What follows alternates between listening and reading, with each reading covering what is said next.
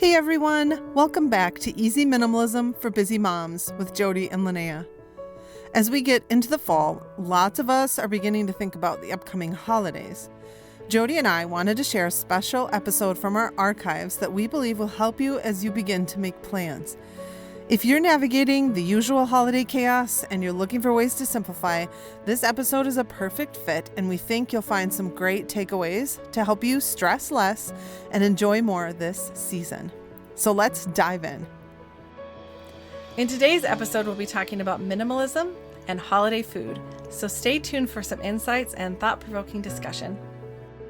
Okay, no matter what holiday you're celebrating in the winter, food seems to be a big topic all around the world. Right. Food brings families together. Food brings fond memories. It's warmth. Yes. And we all really need to eat, right? So what are some tips that you have as a minimalist for holiday food planning and making the season easier? Well, the first thing that comes to mind for me definitely is to utilize meal planning. Yeah. It's key because that way you can plan ahead. You can plan around what you have already.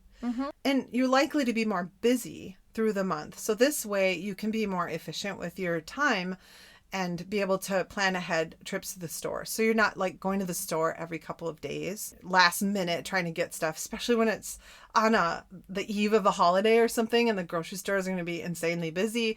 Or maybe it's the weekend and everyone's at the mall shopping and you just don't want to go out anywhere. So meal planning is hugely helpful. Yeah. One tip for us is I sit down with the calendar early in the year before Thanksgiving. And I look at all the events I might have to bring food to, maybe a work potluck that myself or my spouse has to go to, maybe a kid's school event that they have to bring food to.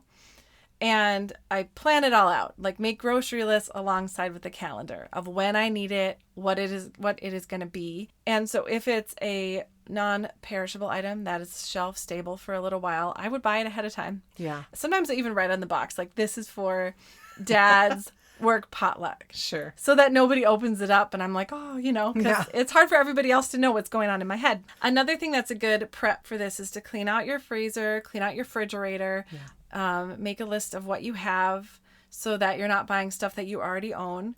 And then plan out your family meals. If you're having a meal with just your family, like Thanksgiving dinner, what are you going to have?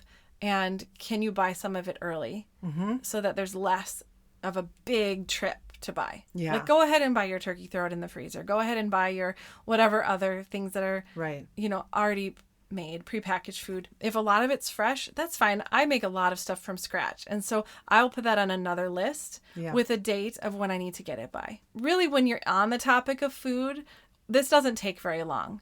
If I have to do this every single event where I'm just barely ahead of it, I have to get in the mode of food. Right. But if I can do it all in one lump, then you're already on the topic. Your brain is already thinking about food. You're already feeling creative with food. You don't have to change gears and get back into food. And then doing your normal meal planning. Right. So we put together a downloadable PDF full of tools to reduce stress. It has different types of meal planning lists for you to print off and fill out. Take an inventory of your refrigerator, your freezer, your pantry. And that way you can use up some of the stuff that you already have instead of buying new stuff and incorporate that into your meal planning. And then just go ahead and throw your holiday stuff in there on those dates. So you're like, okay, we're not making dinner on this day. We're actually going to someone's house and I'm bringing this. And so then you put down your grocery list. And that way at the beginning of all this, you can go and buy everything you need that's shelf stable.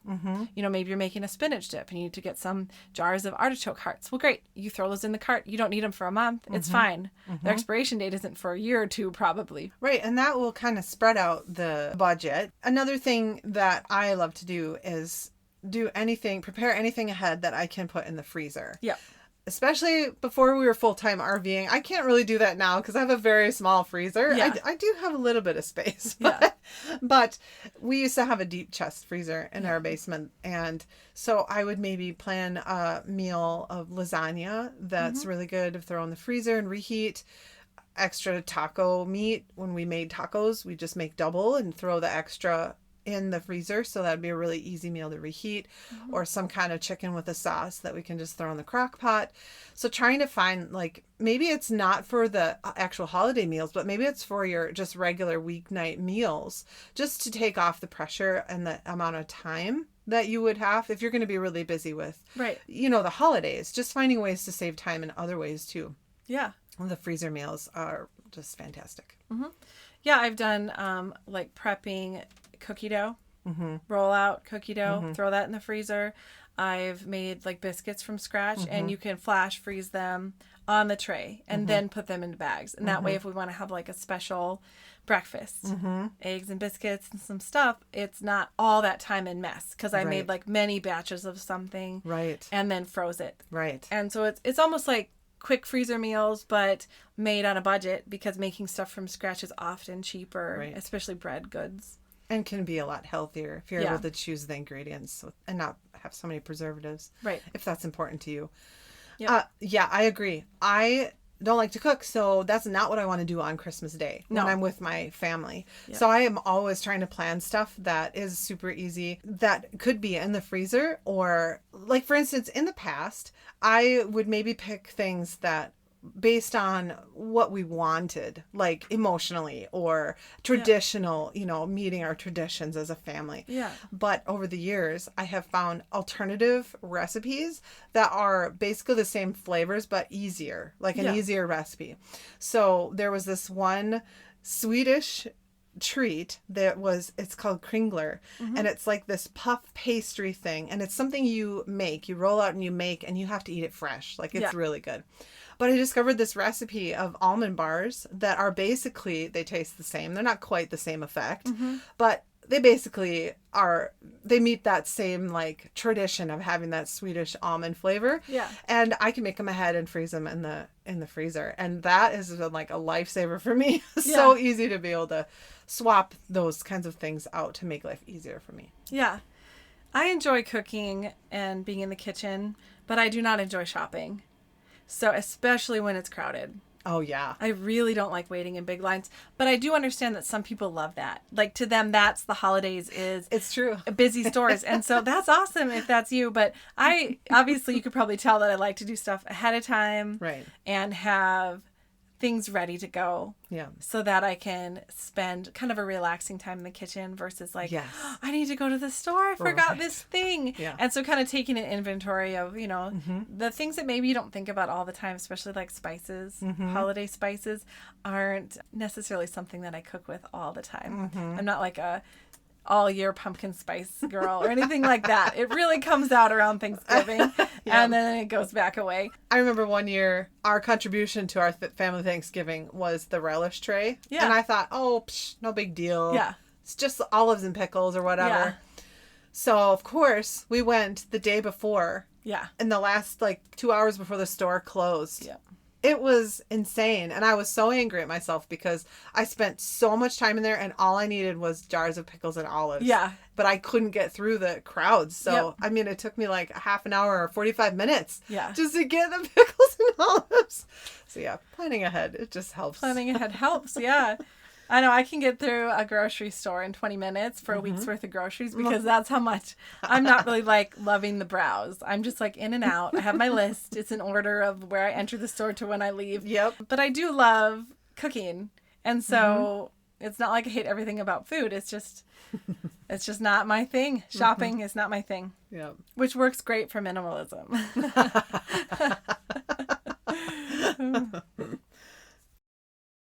One thing I've noticed for myself and my family, in the beginning when my kids were really young and I was still trying to discover what worked for our family, I gave in to every cutesy little treat out there. Yeah. And when I thought of them separately, okay, here's a little treat we'll put in the stocking.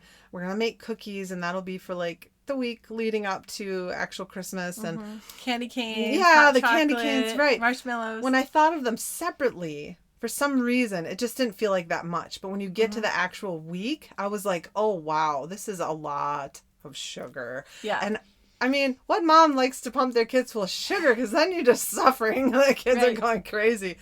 So we're all trapped inside because yeah, it's cold. This is cold. Yeah. So I try so hard every year to coach myself to not overdo it and realize that other people are going to end up giving us treats. Yeah. We'll be at parties and there'll be treats. There'll be all kinds of things happening. And so I really try to minimize the amount of sugar because I also know how much that affects our health. And then we get to the end of the year and everybody doesn't feel good, Right. So I think, maybe just picking like one. Like we do this one now with these round chocolate cookies and we stick pretzels in like antlers and the kids love that one. So we just usually do that one and I try not to like go overboard with the rest of them. Yeah, and having the sweet snack be kind of a craft can kind of prolong it instead of like, here's more, and it's just like open it up and eat it. Yeah. So that, or we've made candy cane cookies where it's like light dough and then dough that's kind of pink and you twist them together. Yeah. Sprinkle some candy canes. Yeah, it's sugary, but everybody took time to make theirs. Or, of course, cutout cookies, which you can make in all sorts of different designs. We've done gingerbread houses, but didn't eat them because they sit out for so long. But something where you can have the craft of it instead of just open a bag and eat it. Right. And, of course, getting more people involved. Yes. So, with holiday cooking, making it a family event, making that an activity. Right. Instead of, you doing it by yourself or your spouse doing it by themselves. Yeah. And kind of maybe if not everybody wants to participate, that's fine. But like having a puzzle on the table while cooking is happening, putting on a movie or some music, kind of background stuff. Yeah. Can really bring that warm family memory type feeling. Yeah. And really consider what traditions you want your kids to have with their kids. Because it's amazing how much parents have an influence on their grandkids. Growing up, my mom didn't talk about Santa Claus. It wasn't in our life. So funny enough, I never missed it. And it's not something that I necessarily talk to my kids about because it's not a memory for me. So if you want to talk to your kids about Santa, that's great. If you want that to be the memory for them. But my point is everything that you do will have an influence on their memories. And so picking and choosing is important. So if you want your kids to have that expectation of when they're parents, they're going to take their kids to lots of events, that's great. Or if they're going to like have family time in the home, that's awesome. If you have a lot of expectations and you bring them this really like extravagant month of activities and it stresses you out, there's a good chance that your children will grow up and expect that and have pressure on themselves and they'll be stressed out because they're trying to attain that level that you did. So setting an example of simplifying and bringing peace into your home and making things easier is teaching them to be easier on themselves when they're an adult. Yeah. I love that. So think about that legacy that you're leaving in your family. And that's a wrap for today's episode about minimalism and holiday food. We hope you enjoyed this topic and found a few tips that might help on your journey. We want to extend a heartfelt thank you to our amazing listeners for tuning in.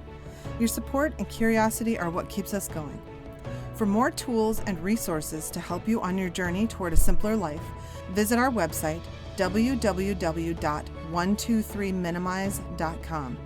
If you found today's episode valuable, don't forget to subscribe to this podcast so you never miss an opportunity to explore new ideas and perspectives. And if you're inclined, leave us a review, which helps to spread the word to others who might enjoy the journey too. As always, feel free to connect with us on Facebook or Instagram to share your thoughts, suggestions, or just to say hi. Until next time, stay motivated. Take care.